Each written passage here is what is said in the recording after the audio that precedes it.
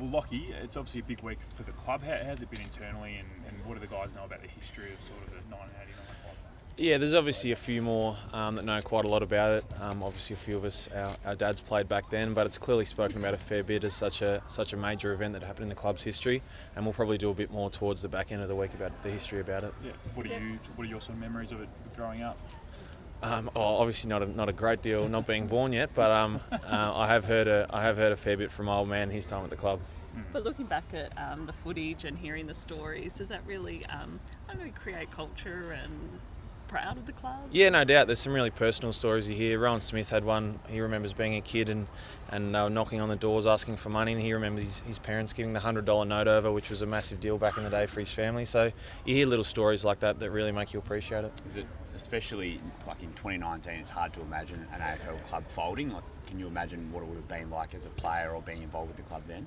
Yeah, I mean, particularly now, you look at it, 43,000 members and the club's going so well, so it is hard to imagine back in the day in the landscape there. It just makes you appreciate it more. Lachie, how's the confidence internally? I imagine it must be pretty sky high after the weekend. What's the feeling there? Yeah, it's been a really good few weeks, probably 2 or 3 weeks now that we've been building, and it's always great to get the win, so the confidence is high at the moment. In terms of your midfield group, I mean, do you feel like you could match it with anyone? You showed against Geelong, who are obviously up there in terms of midfield players. You really dominated them. So internally in a midfield group, you feel like you can match it with anyone? Yeah, they have been the benchmark this year.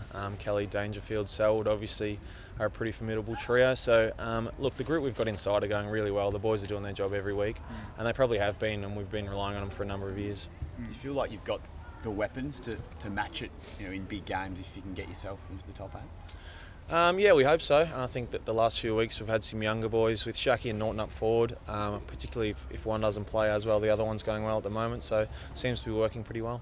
Bevo's spoken a little bit about in the last couple of press conferences about the narrative seems to be that people were saying that other sides that you're playing, that you're beating aren't fronting up, and it's them rather than you guys playing well. Is that something that's been addressed and maybe is galvanising the group a little bit?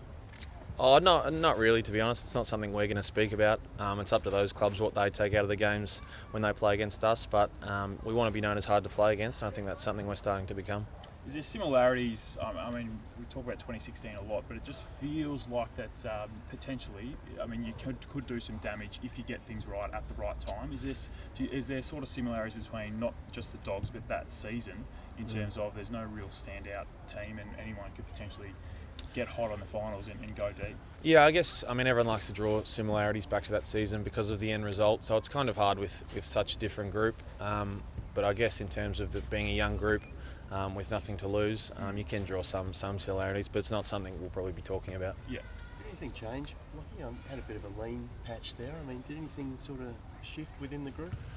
Not really, to be honest. We felt like we were doing a lot of things right, and a lot of our KPIs were really good. But as the story's been with our team over the last few years, just our finishing and that final polish, whether it be the set shot or the last kick inside 50, was probably the bit we're lacking. But because of our defence being good enough the last couple of weeks, we've kept teams to fairly low scores and been able to kick a winning score. Sorry, no coincidence that Josh or Aaron have had a big game in those wins.